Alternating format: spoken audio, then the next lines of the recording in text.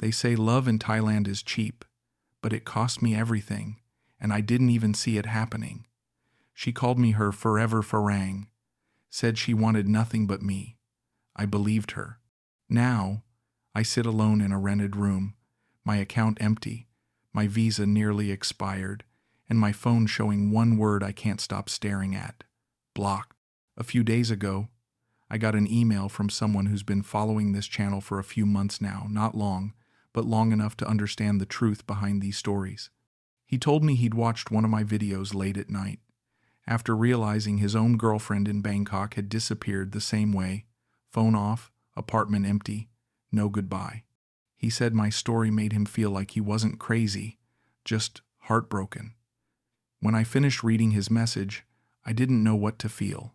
Part of me was relieved that someone out there understood the quiet kind of pain that follows betrayal, the kind that doesn't scream. It just sits beside you like a shadow. But another part of me felt that old sting again, the one that reminds you how fast love can turn into a lesson you never wanted to learn. And maybe that's what this channel has really become, a place where men like us finally tell the truth. Not to blame, not to shame, but to heal. Before we start tonight's story, I just want to say thank you to everyone who's been here, watching, commenting, subscribing. Your messages mean more than you'll ever know. If you're new here, welcome. Tell me where you're watching from. I read every word. Now, let me take you back to where it all started. I'm 67 years old. I've balanced books for 40 years, raised 2 kids, buried a wife I loved more than my own breath. I thought I understood numbers, patterns, the way things add up, but I didn't understand this. I didn't understand how a smile could become an invoice, how I love you could mean I need you to pay, how forever could end the exact moment that money ran out. Let me tell you how I became that man, the one everyone warns you about, the fool who thought he'd found something real in a country where nothing was ever meant to last. It started with a cup of coffee I didn't even want. I'd been in Bangkok for 3 weeks, wandering Sukhumvit Road like a ghost in a parade. Everywhere I looked, there were couples. Young backpackers tangled together on hostel steps. Middle-aged tourists holding hands with girls half their age. Old men like me, sitting alone at outdoor bars, staring into their phones like they were searching for something they'd never find. I wasn't looking for love. I want you to understand that. I came here to disappear. My wife Margaret died 2 years before, and my kids, well, they had their own lives. My daughter in Bristol, my son in London.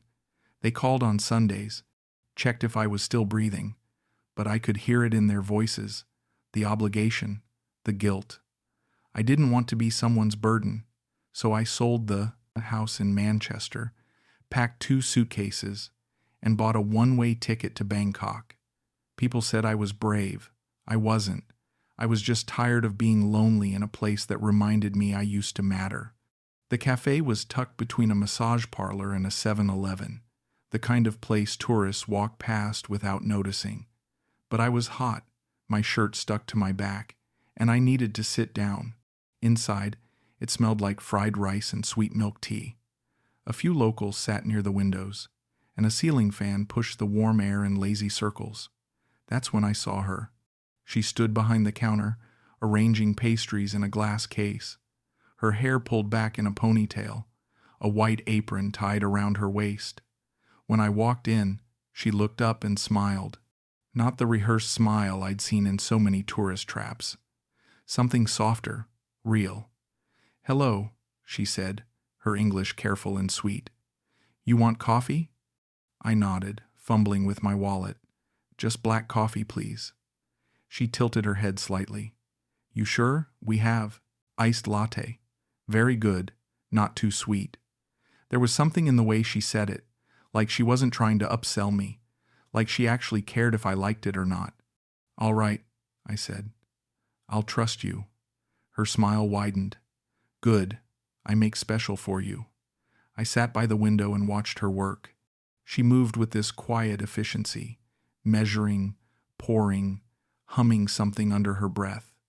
When she brought the coffee over, She set it down carefully and stayed for a moment.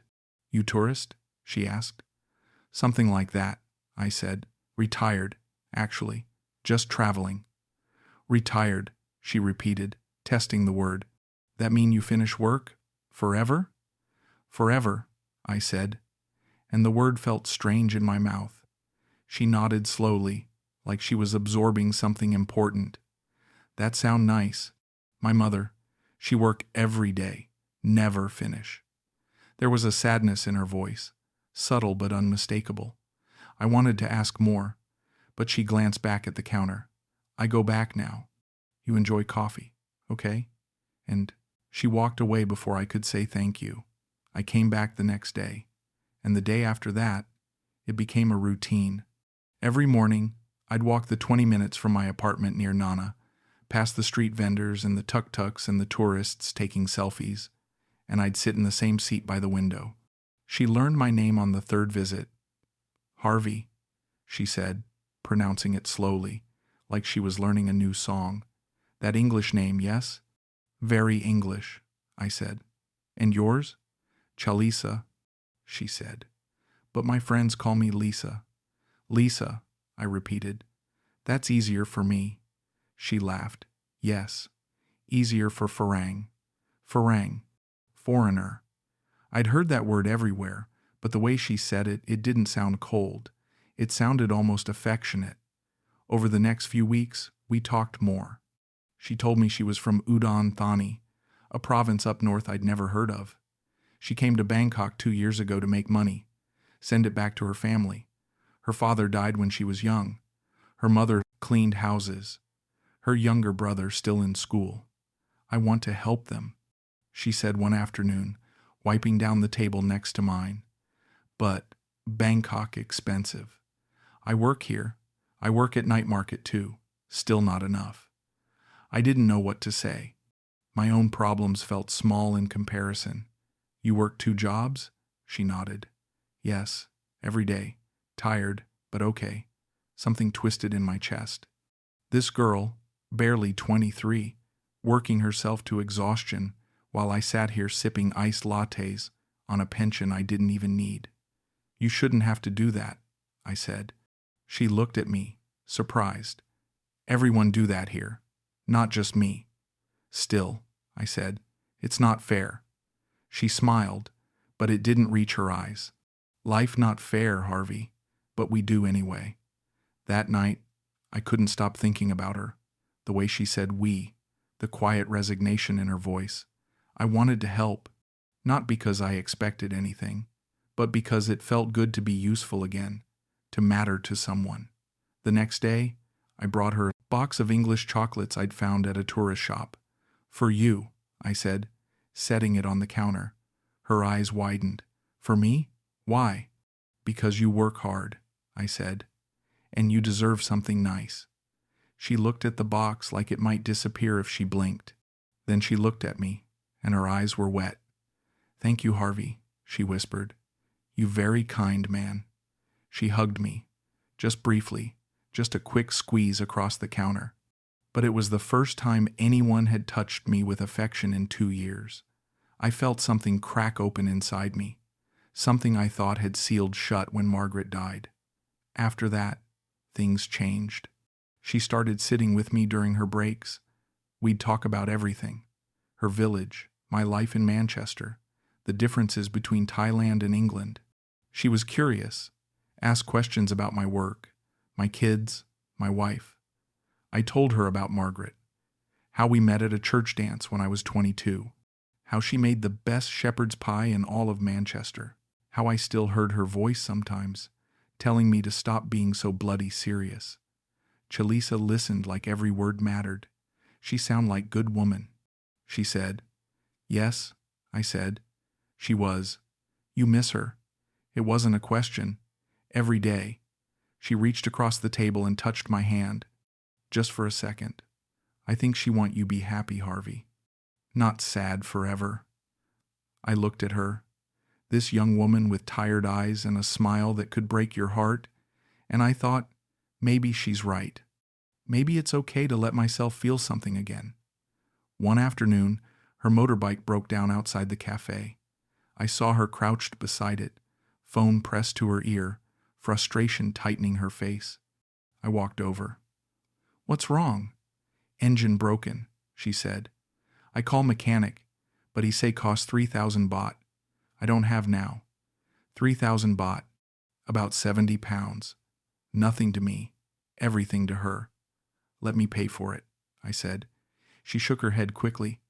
No, I cannot take your money." "It's not taking," I said. "It's borrowing. You can pay me back whenever." She hesitated, looking between me and the broken bike. Finally, she nodded.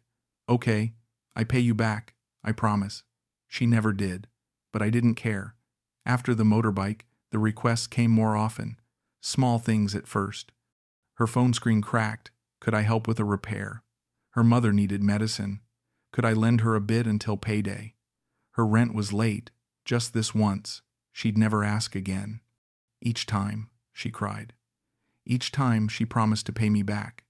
Each time, I told her not to worry, because watching her smile when I handed over the money felt better than anything I'd felt in years. My kids called less. When they did, I didn't mention Chalisa. I told them I was fine, enjoying the weather, eating well. They sounded relieved. One Sunday, my daughter asked, "Are you lonely, Dad?" I looked at my phone, at the last message from Chalisa, a heart emoji and the words, "Thank you, my good man." And I said, "No, love, I'm not lonely." It wasn't a lie. For the first time since Margaret died, it wasn't a lie. Chalisa started calling me my farang. Not the farang or that farang. My farang. Like I belonged to her. When she introduced me to her cousin, a sharp-eyed woman who worked at a nail salon, she said, "This Harvey, my farang. He very good man." Her cousin looked me up and down, then smiled. "Good, you have someone take care of you, Lisa." "He take care of me," Chalisa said, squeezing my arm. "And I take care of him." But I was the one always paying, always offering, always there when she needed something. We started spending evenings together. She'd finish her shift, and we'd walk through the night markets, weaving between stalls selling fried insects and bootleg DVDs and T-shirts with nonsensical English phrases. She'd hold my arm, lean her head against my shoulder, and for those few hours, I felt young again, felt wanted. One night, we stopped at a street vendor selling pad thai. We sat on plastic stools under a tarp, the smell of tamarind and lime thick in the air. She was quiet, picking at her noodles. "You okay?" I asked.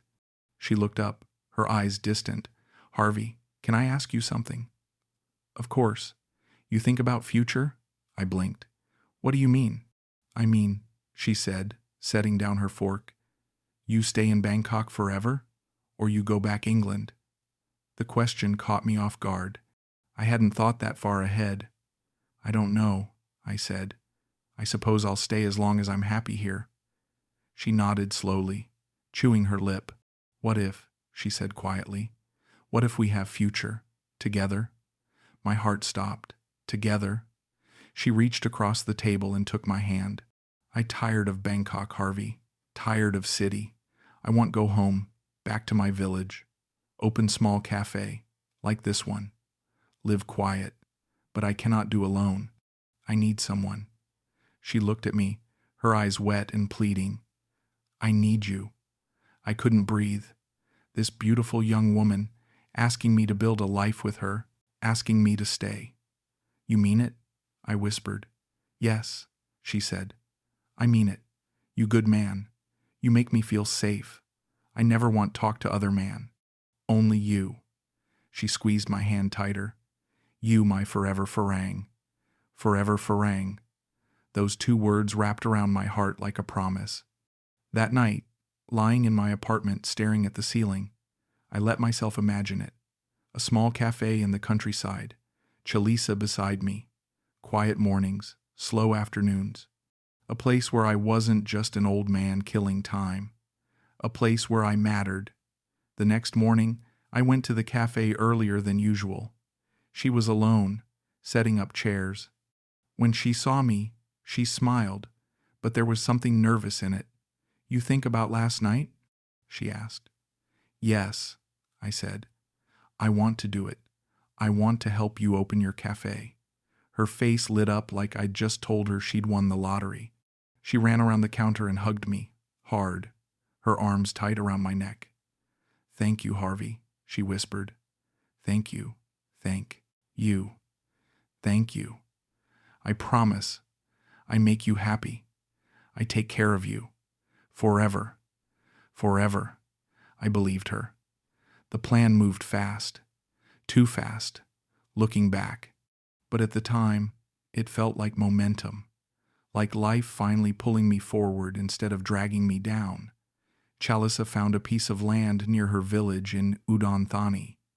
Small, she said, but perfect for a cafe. She showed me pictures on her phone. Flat dirt, a few trees, a road nearby. We build here, she said. Simple, but beautiful. You see, the land cost 200,000 baht, about 5,000 pounds. I had more than that sitting in my account back in England. Investments I'd planned to leave for my kids, but they didn't need it. Not really. They had careers, houses, families. This was something real, something now. I called my bank, arranged the transfer, and sent the money to Chalisa's account. She cried when the payment went through. I cannot believe, she said. You really do this for me. For us, I corrected. She smiled. Yes, for us. But when I asked to see the deed, she hesitated. Better my name, she said. For visa, Farang cannot own land in Thailand. If your name, government take. My name, we safe. I didn't know if that was true, but I didn't care. I trusted her. We moved to Udon, Thani 2 months later. I sold what little furniture I'd bought in Bangkok and packed my life into 2 suitcases again.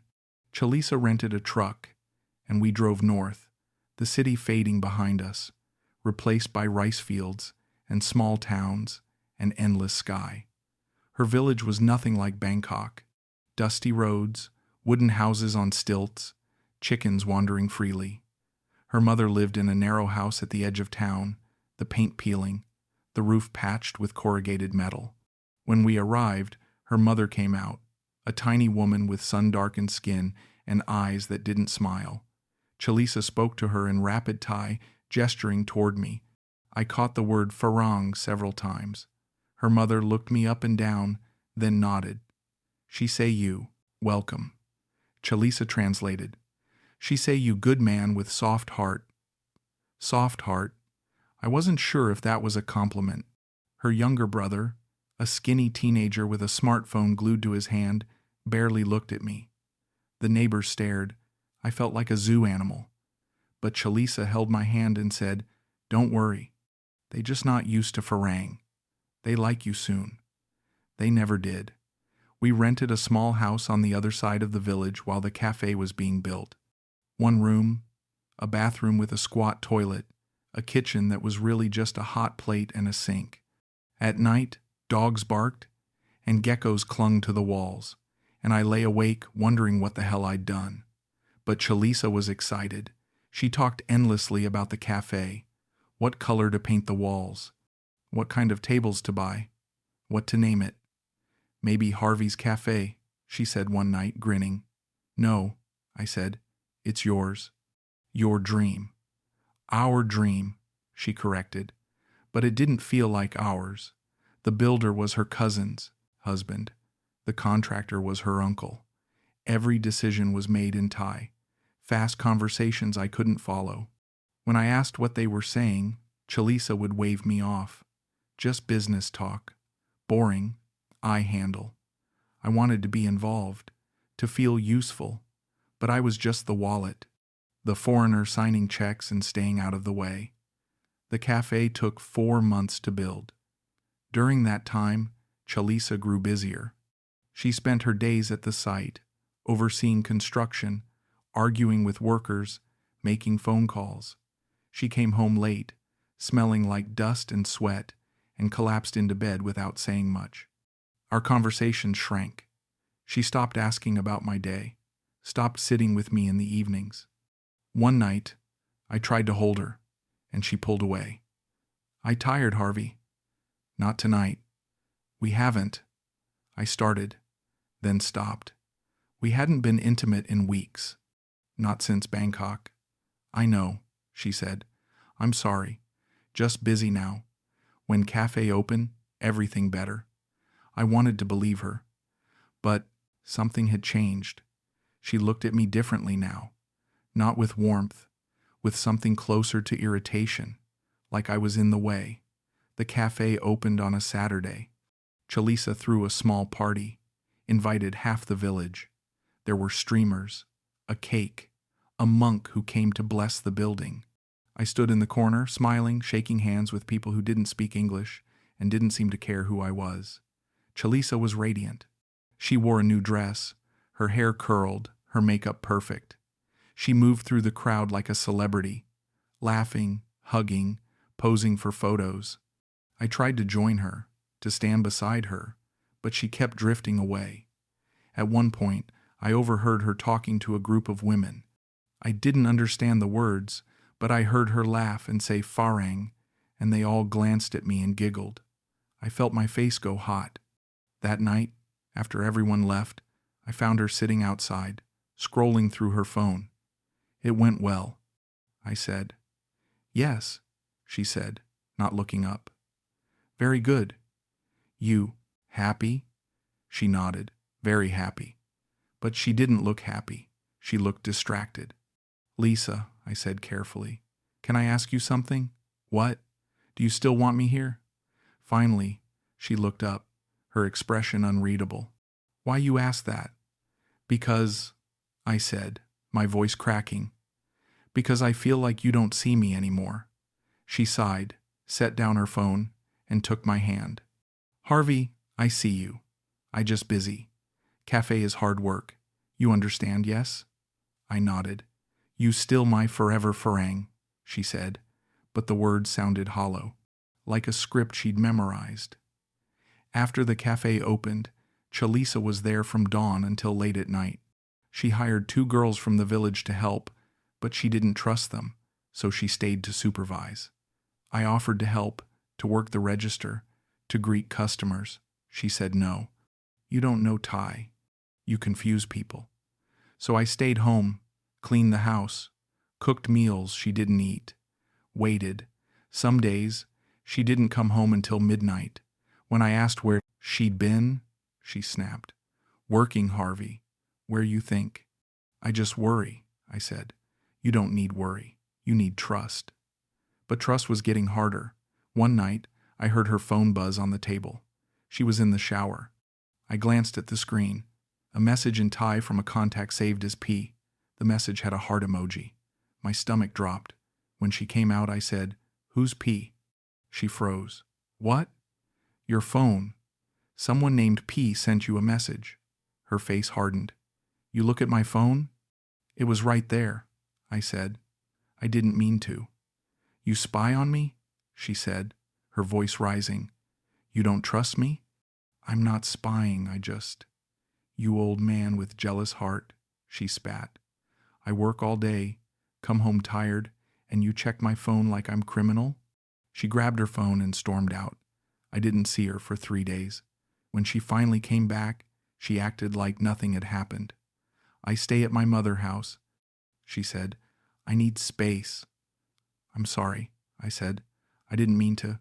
"Is okay," she said, cutting me off. "But you cannot do that again. You understand?" I nodded. I felt like a child being scolded. That week, I went to the cafe to buy a coffee, just to see her, to feel like I was part of her life. But when I walked in, she was laughing with a man I didn't recognize. He was younger, maybe 30, wearing a nice shirt and jeans. They were leaning close, talking in low voices. When she saw me, her smile vanished. "Harvey," she said, "what you doing here?" "I just wanted a coffee," I said. "Oh." She glanced at the man, then back at me. "Okay, one moment."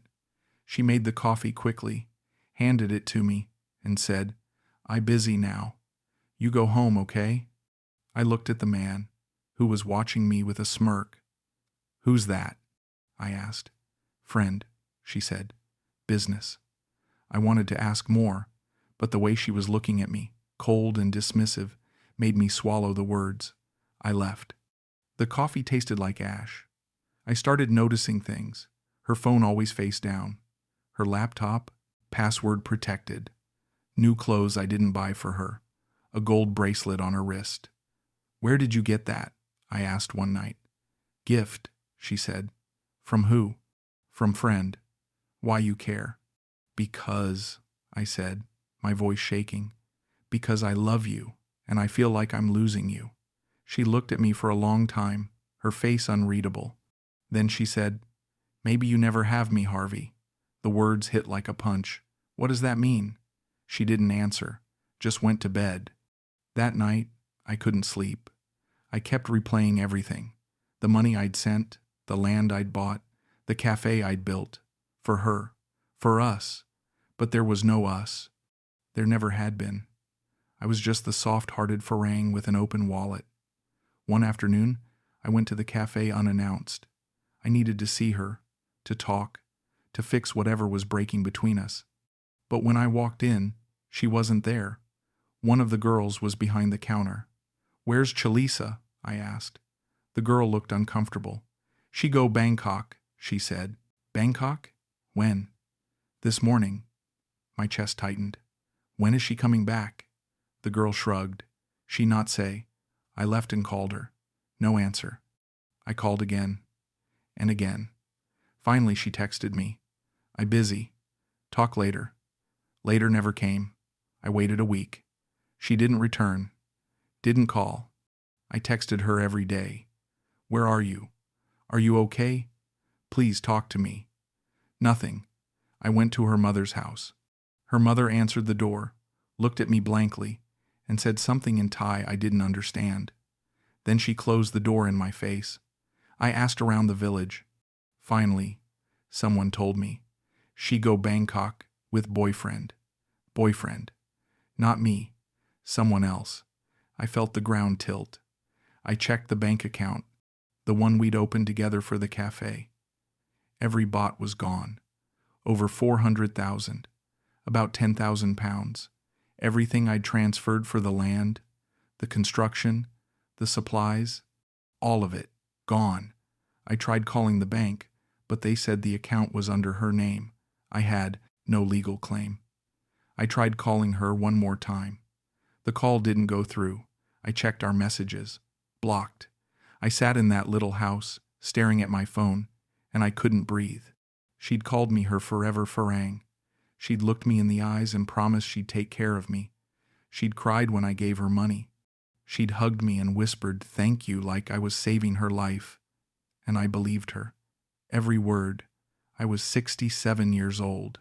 I'd survived the death of my wife, the distance of my children, the loneliness of retirement. But this broke me in a way I didn't know I could still break. I stayed in Udon, Thani for 2 more months. I don't know why. Maybe I hoped she'd come back. Maybe I was too ashamed to leave.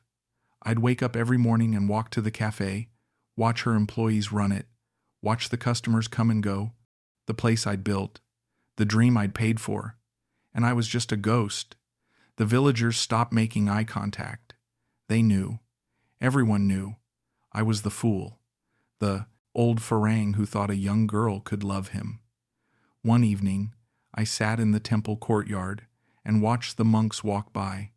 Their orange robes bright against the fading light. They moved with such calm, such certainty. I envied them. I wanted to feel certain about anything. A young monk, maybe 20, stopped and looked at me. You okay? He asked in careful English. I didn't know how to answer. I made a mistake, I finally said. He nodded. Everyone make mistake. That how we learn. I'm 67, I said.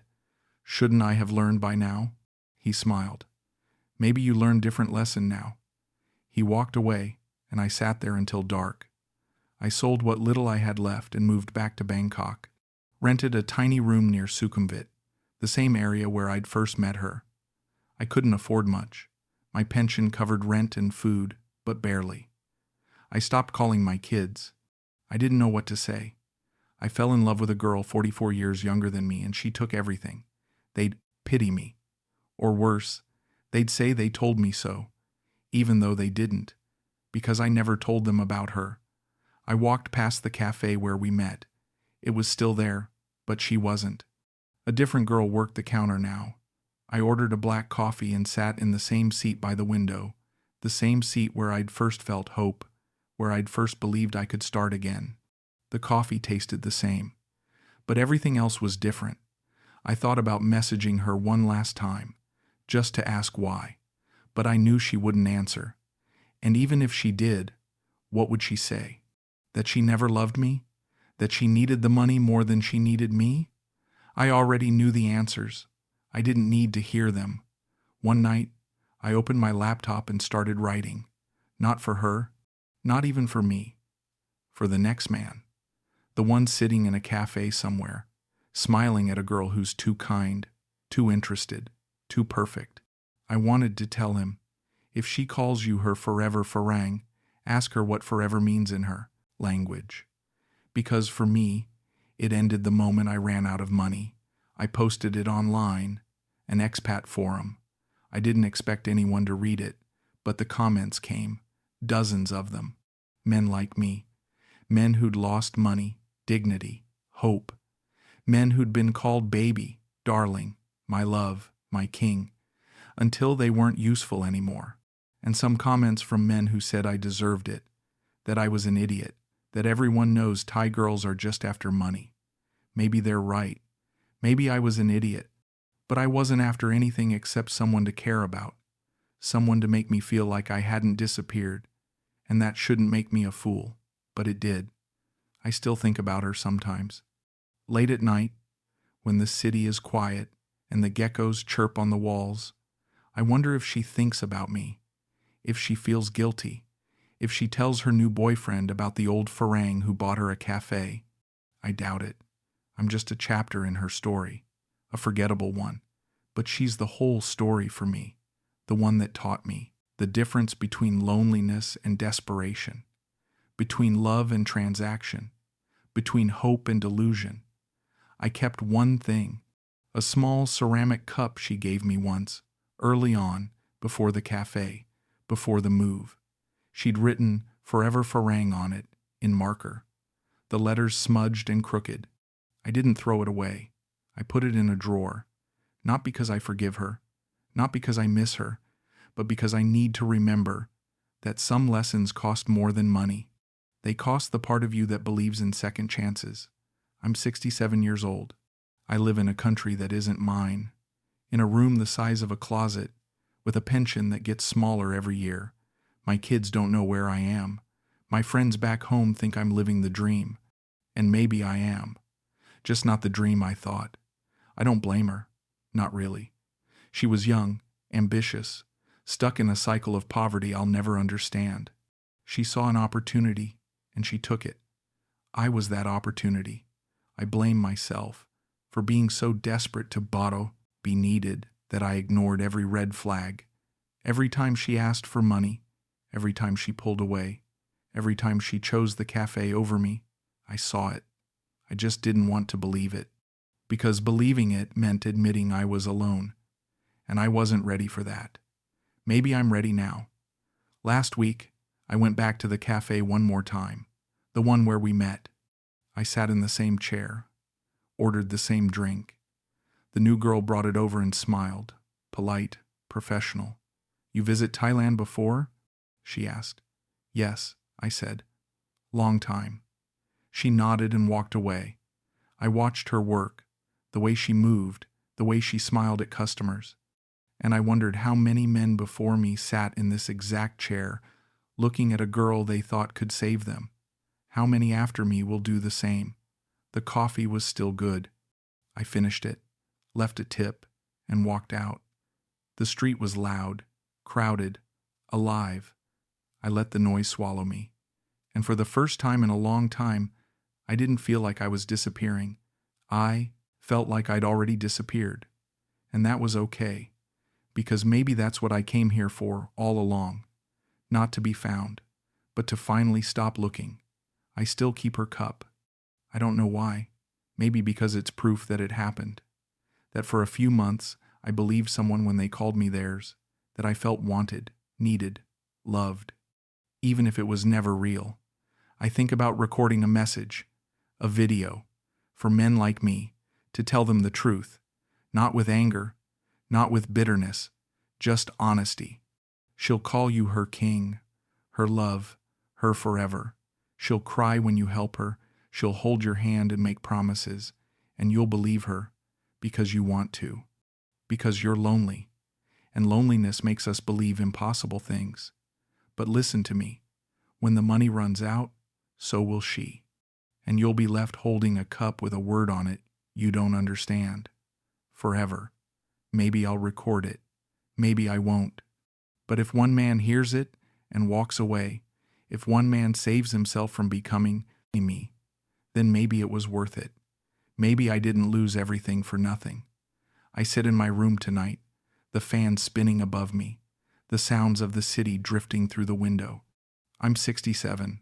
I have no money, no plan, no future, but I'm still here, still breathing, still trying to understand how I mistook loneliness for love, pity for devotion, transaction for forever.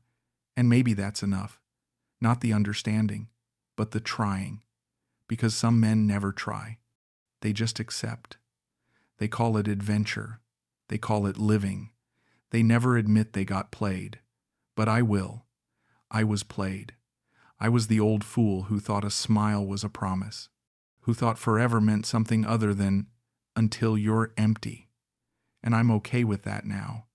Because the only thing worse than being the fool is pretending you're not. I learned that too late. But I learned it. And maybe that's the lesson. Not that I shouldn't have trusted her, but that I should have trusted myself enough to walk away when the signs were everywhere.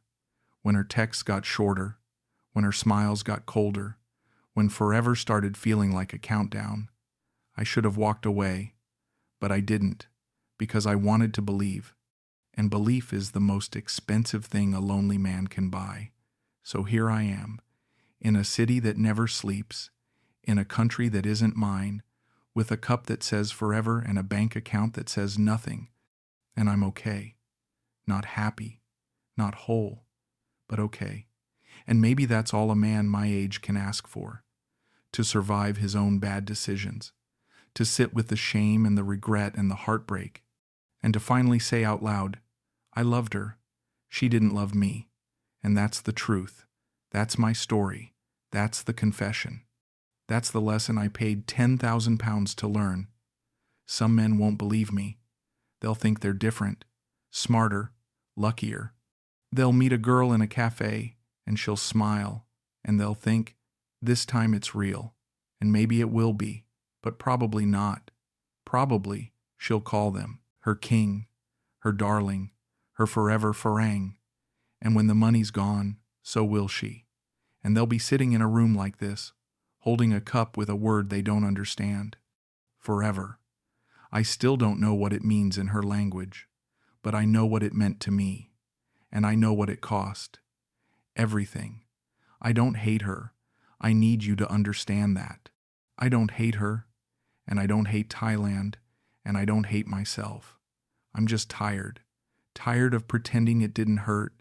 Tired of making excuses. Tired of being the man everyone warned me not to become. But here I am, and I'm still standing. Barely, but standing. And that's something. That's enough. Because some men don't survive this. Some men go home broken, bitter, empty. Some men never recover. But I will. Not today, maybe not tomorrow. But eventually, I'll wake up and the weight will be lighter. The memories will fade. The cup will just be a cup. And forever will just be a word some girl wrote in marker because she knew it would make an old man smile. And maybe that's all it ever was. A word, a smile, a transaction dressed up as love. But for a few months, I believed it was real. And that belief, no matter how foolish, made me feel alive. made me feel like I mattered. And maybe that's worth something. Maybe that's worth the cost. I don't know. I'm still figuring it out. But I'll tell you this. If you ever meet a girl who calls you her forever farang, ask her what forever means. Because in my experience, it means exactly as long as you're useful. And when you're not, you'll get one word on your phone, blocked. And you'll sit there staring at it, wondering how you got here, how you became this man, how you let it happen. And the answer will be simple. You were lonely. And loneliness makes us do stupid things, like believe in forever.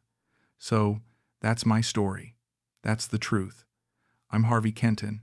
I'm 67 years old. I live in Bangkok in a room I can barely afford. I gave everything to a girl who called me her forever farang, and she left the moment the money ran out. And I'm still here, still trying to understand, still trying to forgive myself, still trying to figure out what comes next. Because there has to be something next. There has to be more than this, more than regret and shame and the hollow echo of a promise that was never real. I have to believe that. Because if I don't, then what was the point? What was the point of any of it? So, I'll keep going. I'll keep waking up.